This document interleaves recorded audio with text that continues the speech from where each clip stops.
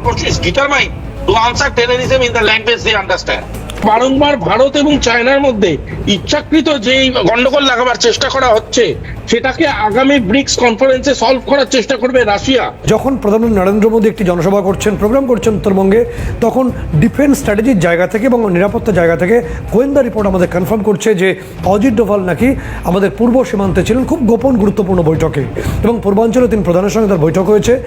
এবং east look নীতি, পূর্ব দিকে তাকাও, পূর্ব দিকে প্রতিবেশীর বেচাল হচ্ছে, সেদিকে কি নজর? এক নম্বর। দ্বিতীয় বিষয় হলো যে রাশিয়ার তরফে তাদের বিদেশমন্ত্রী সার্গেই লাভরভ তিনি বলেছেন পার্ম সিটিতে যে রাশিয়া, ইন্ডিয়া, চায়না এই আরআইসির নতুন উন্মেষ সারা বিশ্ব জুড়ে সামরিক ক্ষেত্রে, রাজনৈতিক ক্ষেত্রে।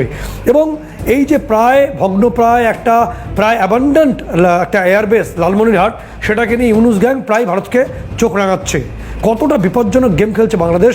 ভারত যদি ফের এই ধরনের সিদ্ধান্তে আসে অপারেশন সিঁদুরের মতো, কতটা ভয়ঙ্কর হতে পারে এবং ভারত রাশিয়া চীনের এই ভূমিকা কতটা গুরুত্বপূর্ণ তো আগামী দিনে? সুভাষবাবু, সত্যি আমি দ্বিতীয় প্রশ্নের উত্তরটা প্রথম আসবো, তাহলে বাকি প্রশ্নগুলোর উত্তর অটোমেটিক্যালি হয়ে যাবে। দ্বিতীয় প্রশ্নের উত্তরটা হচ্ছে ব্রিক্স যেভাবে আজকের ডেটে বিশ্বের কাছে একটা ইম্পর্টেন্ট জায়গা নিয়ে দাঁড়াচ্ছে, ব্রিক্স আগামী দিনের কোঅপারেটিভ কন্ট্রোল, যেটাকে টেকনিক্যালি বা ডিপ্লোম্যাটিক্যালি কোঅপারেটিভ কন্ট্রোল বলে বা অ্যালাইনমেন্ট কন্ট্রোল বলে, সেটা করবে পৃথিবীতে। আগামী দিনে ইউএন বা সে ধরনের কোয়াড বা যে ধরনের আদার ইউরোপিয়ান ইউনিয়ন বলুন, সেই জায়গাগুলোর বিভিন্ন রকম ভাবে পাওয়ারচ্যুত হওয়ার একটা পরিকল্পনা হতে পারে। সেক্ষেত্রে ব্রিক্সের যারা তিনটে বড় দেশ আছে, সেই চায়না, রাশিয়া এবং ইন্ডিয়া, এরা তিনজনই একই আমব্রেলার তলায় ভাববে, মানে একই রকম কোঅপারেশন স্কিমায় ভাববে। যদি এরা একই রকম ভাবে ভাবতে শুরু করে, তাহলে বলাই বাহুল্য যে সব থেকে বেশি আঘাত খাওয়ার জায়গায় কিন্তু ইউনাইটেড স্টেটস অফ আমেরিকা। ঠিক আছে, কারণ ইউনাইটেড স্টেটস অফ আমেরিকা এবং তার ডলার থিওরিতে ভীষণভাবে আঘাত পড়তে পারে। যদি সেটাই আঘাত পড়ে, তাহলে অটোমেটিক্যালি যদি কোনো দেশ ব্যাকডোর দিয়ে টেরোরিজমকে ফান্ড করার চেষ্টা করে, বা যদি কোনো দেশ চেষ্টা করে ভারত, বাংলাদেশ এবং পাকিস্তানের বর্ডার লাইনে ইচ্ছাকৃত আনস্টেবল করার এবং তাদের রাজনৈতিক পরিস্থিতি এমন দিকে নিয়ে যাওয়ার যাতে করে ঝগড়া জায়গাটির মধ্যে ভারতবর্ষ সবসময় একটা উত্তেজিত ফেজের মধ্যে থাকে, তাহলে সেটা একটা বিরাট ভাবে আঘাতপ্রাপ্ত হবে। প্রায় আমরা শুনি এই ইউনুস গ্যাংয়ের মুখে যে চীন চলে আসবে, এবং একটা ভুল খবর ছড়িয়েছিল গতদিন থেকে যে রাশিয়া নাকি পাকিস্তানের সঙ্গে সামরিক চুক্তিতে গেছে। স্পুটনিক নিউজ জানিয়ে দিয়েছে সরকারিভাবে যে রাশিয়া কখনো পাকিস্তানের সঙ্গে সামরিক চুক্তিতে যাবে না, পরিষ্কার জানিয়ে দিয়েছে। ফলে রাশিয়া মধ্যস্থতা করছে ভারত এবং চীনের মধ্যে। তিনটি মহাশক্তিধর দেশ একই জায়গায় আসতে চলেছে। বিশ্ব রাজনীতির ক্ষেত্রে কতটা ভয়ঙ্কর ছবি এবং কতটা গুরুত্বপূর্ণ ছবি। একই সঙ্গে এই যে ছোট্ট ক্ষুদ্র বামনাকৃতির দেশ বাংলাদেশ এবং অন্যদিকে পাকিস্তান, এদের ক্ষেত্রে কতটা অশনি সংকেত? সত্যিটা প্রথম কথা হচ্ছে যে রাশিয়া শুধুমাত্র পাকিস্তানকে সাপোর্ট করবে না, এটার থেকেও এক স্টেপ এগিয়ে আমি একটা খবর দিয়ে দিচ্ছি। রাশিয়া খুব শিগগিরই মিয়ানমারের সাথে একটা চুক্তিতে যাবে, জুনটা গভর্নমেন্টের সাথে, এবং সেই চুক্তির মধ্যে নিউক্লিয়ার চুক্তি বা নিউক্লিয়ার রিসার্চ চুক্তিও থাকতে পারে। Point one. পয়েন্ট টু হচ্ছে চায়না যে কোনোভাবে ভারতের এগেনস্টে সামরিক মুভমেন্ট করবে না, সেটা আপনাদের চ্যানেলেই আমি একাধিকবার বলেছিলাম। তার কারণ সেই ব্রিক্স, কারণ ব্রিক্স পৃথিবীতে এমন একটা আকার নিতে চলেছে যে আগামী দিনে পৃথিবীর economic control, trade control, cooperative control and collaboration control, এটা পুরোটাই ব্রিক্স করবে। এবং সেইটাকে আটকাবার জন্য এই বারংবার ভারত এবং চায়নার মধ্যে ইচ্ছাকৃত যে গন্ডগোল লাগাবার চেষ্টা করা হচ্ছে, সেটাকে আগামী ব্রিক্স কনফারেন্সে সলভ করার চেষ্টা করবে রাশিয়া। এবং যদি এই কনফ্লিক্টটাকে রাশিয়া চেয়ার করে ফেলে, তাহলে কিন্তু ইউনাইটেড স্টেটস অফ আমেরিকা বা কোনো কর্পোরেট যারা দিনের পর দিন ভারত, চায়না এবং বাংলাদেশ এবং পাকিস্তানের মধ্যে বর্ডার লাইন ঝামেলাগুলো থেকে ফায়দা তোলে, তাদের পক্ষে কিন্তু ভীষণ অন্ধকার এবং কালো দিন আসতে চলেছে। শুধু তাই নয়, টেরারিস্ট অর্গানাইজেশন গুলো যেটা চেষ্টা করছিল শ্যাডো ওয়ারফেয়ার এর মাধ্যমে বাংলাদেশের থ্রু দিয়ে ভারতবর্ষে ঢোকার এবং ভারতবর্ষের স্লিপার সেল গুলোকে অ্যাক্টিভেট করার, তার এগেনস্টে কড়া পদক্ষেপ নেওয়ার জন্য ইস্টার্ন কমান্ডে আজকের ডেটে যে খবরটা আপনারা শেয়ার করলেন যে আমাদের NSA 1 এসেছিলেন, হয়তো সেটার জন্য। এবং বারংবার উনি যেটা বলেছেন যে একটা ইনফরমেশন ব্রিজ বা ইনফরমেশন একটা করিডোর তৈরি করা, যেখানে স্টেট সেন্ট্রাল একই সাথে ইনফরমেশন শেয়ার করবে ইন এ সেম যাতে করে ইনফরমেশনে কোনো ফাঁক ফোকর না থাকে এবং দেশ এবং এবং স্টেট গভর্নমেন্ট দুজনেই ইনফরমেশনের দিক থেকে এক জায়গায় থাকে, এটা যদি সম্ভব হয় তাহলে স্লিপার সেলস গুলো ভীষণভাবে ডিঅ্যাক্টিভেট করা সম্ভব। এবং সব থেকে বড় যে জিনিসটা ঘটবে সেটা হচ্ছে বর্ডার লাইন ইন্টারভেনশন একদম বন্ধ করে দেওয়া যাবে। ওয়াকারুজ্জামান ইতিমধ্যে গত শুক্রবার গত রাত থেকে সেখানকার রাষ্ট্রপতি ভবনের পুরো নিয়ন্ত্রণ ওয়াকারুজ্জামানের হাতে এই মুহূর্তে। কোনো উপদেষ্টা ওয়াকারুজ্জামানের অনুমতি ব্যতীত রাষ্ট্রপতি ভবনে প্রবেশই করতে পারবেন না, কাগজপত্র সই করতে পারবেন না। কতটা গুরুত্বপূর্ণ সিদ্ধান্ত এই মুহূর্তে ওয়াকারুজ্জামানের, যেই মুহূর্তে ইউনুস গ্যাং বাইরে আছেন এবং ইউনুস গ্যাং যেটা করছে সেটা হচ্ছে একটা আলবাদার গোষ্ঠী সৃষ্টি করে একটা ঝামেলা তৈরি করতে যাচ্ছে সে দেশে।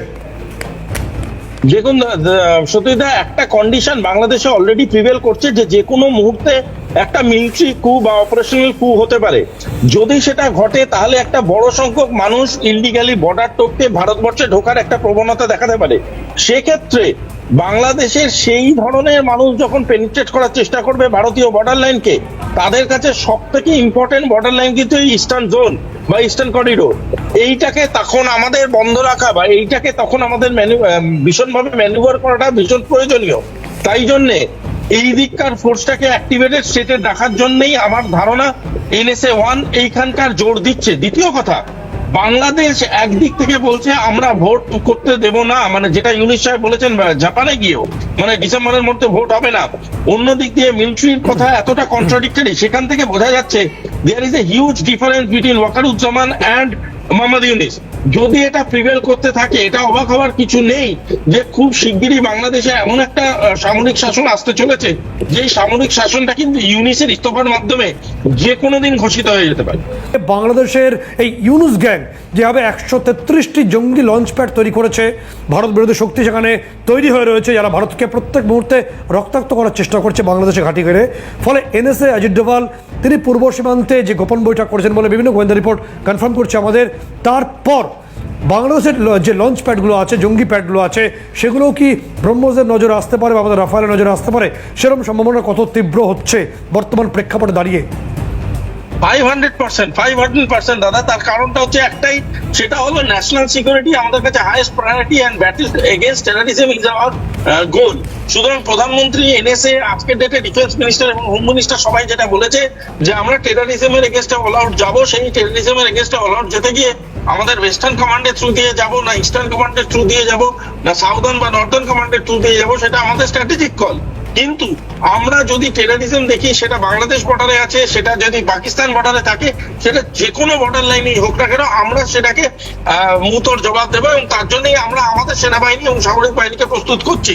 সুতরাং যদি এমন ধরনের কোনো পরিকল্পনা আমরা নিই আগামী দিনে যে আমরা মনে করি যে এই টেররিস্ট ঘাঁটিগুলোকে আমাদের নিউট্রালাইজ করে দেওয়া দরকার, সেটা আমরা করব। কারণ ভারতের জাতীয় সুরক্ষার ক্ষেত্রে ভারতবর্ষ আর দ্বিতীয়বার ভাবার জায়গায় নেই এবং Bharatvarsha is determined to answer terrorism in the language they understand.